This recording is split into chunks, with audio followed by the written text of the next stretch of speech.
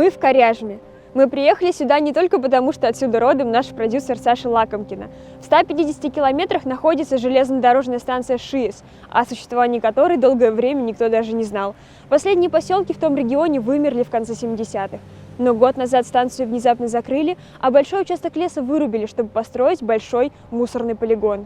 Жители Архангельской области встали на защиту своей земли, организовали лагерь, перекрывали дороги, не пуская технику, фиксировали все нарушения в течение года, и сейчас стройка приостановлена, но в любой момент она может возобновиться. «Мы» — это специальный проект про людей, которые объединились, чтобы защитить свои права, свой дом, свою родину. И мы едем на ШИЭС.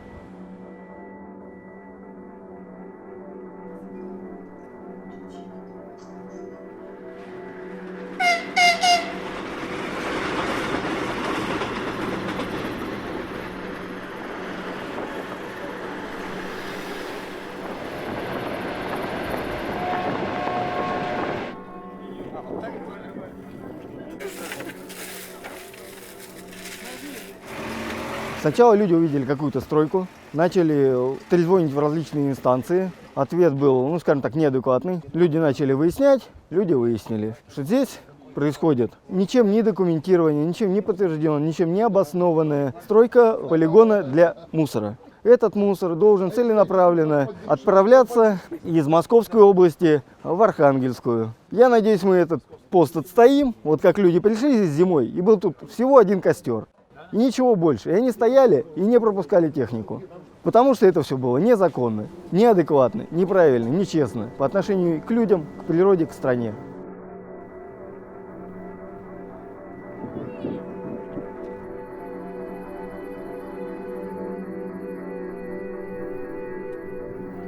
Оказался я тут по приглашению хороших друзей. За самим движением шиэсским слежу достаточно давно, с мая этого года. Это как раз когда случился вот этот вот жуткий разгон, когда людей по земле таскали, на вертолетной площадке тут недалеко. Кто-то может сказать, что это простой региональный протест. Если мы, допустим, живем в Москве, в Питере, еще где-нибудь, нас не касается то, что происходит на ШИЭСе. Чёрта с два. Это касается абсолютно всех и каждого. Такая солидарность, которая здесь, я ее не видел на самом деле абсолютно нигде. С такими людьми удастся что угодно. И ШИЭС, на мой взгляд, это искра, из которой должно разгореться пламя. Словно свастика русского мира, как пожары в сибирских лесах. Срок для честных ребят из Пензы и Питера, как набитый детьми автозак. Или с ящиков рущая нечисть, 228 и шмон в 5 утра. Как ОМОНовец храбро калечащий женщин, как декабрь, январь и февраль, это точно пройдет.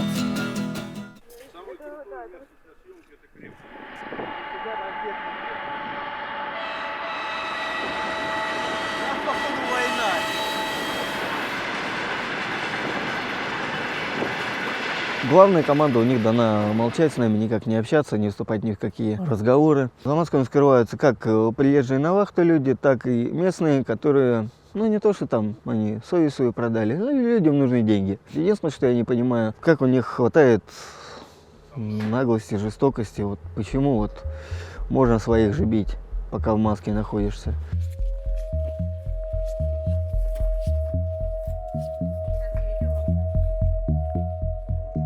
27.04, я помню, была агрессия со стороны сотрудников ЧОП.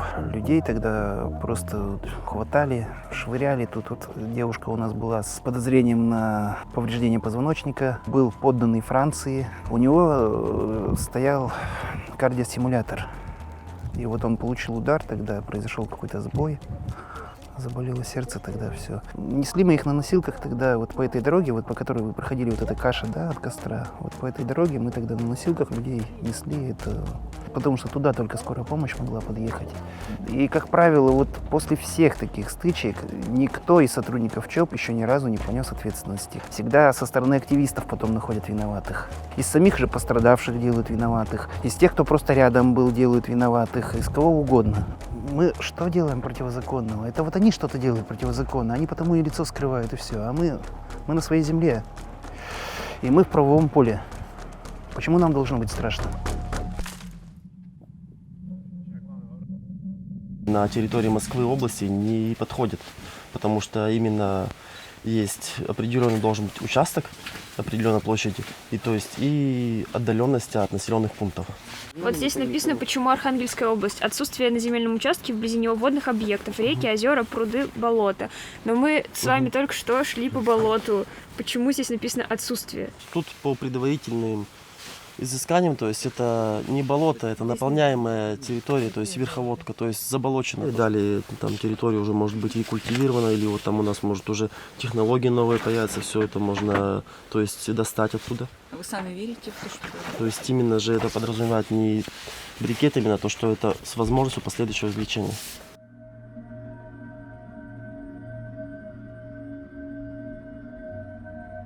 Это же по всей стране происходит. Вся страна завалена мусором на самом деле. Ну нельзя жить на помойке. Сами понимаете, да, у вас вот дети будут, да.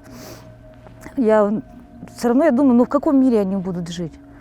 Возьмите ту же самую Калужскую область. Вот новый полигон построили.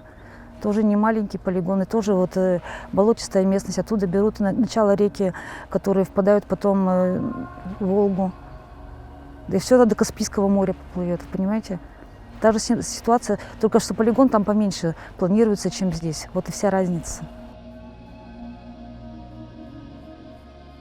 Давным-давно развитые страны мусор не хоронят, не сжигают, они его перерабатывают 100%, без отходов, получают дополнительный доход. В Германии, например, я их видел, стоят прямо в городах, выбросы нулюровные. Только для этого, значит, с моей точки зрения, нет желания у властей вкладываться в более-менее долгосрочной перспективе. Для того, чтобы перерабатывать мусор полностью, нужно, во-первых, организовать раздельный сбор отходов. К этому надо приучать население. Надо закупать вот эти заводы. А тут очень быстренько взял, брикетировал, закопал. Все, ребята, вот они деньги. Это бомба под будущее поколение. Когда я только ехала сюда, я очень смутно представляла себе, что здесь увижу. Какой-то мусор, какие-то активисты, которые борются непонятно за что. Очень локальная история.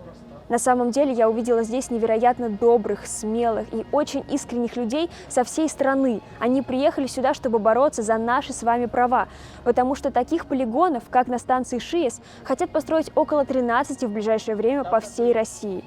Поэтому не молчите. Если видите какую-то несправедливость, говорите о ней. Это спецпроект «Мы».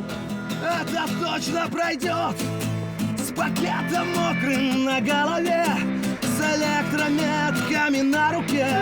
Моя Россия сидит в тюрьме, но верь же мне, это точно пройдет. Какой же подлый нам выпал век, а мне мерещится вдалеке живой надежды забытый свет. Так верь же мне, это точно пройдет.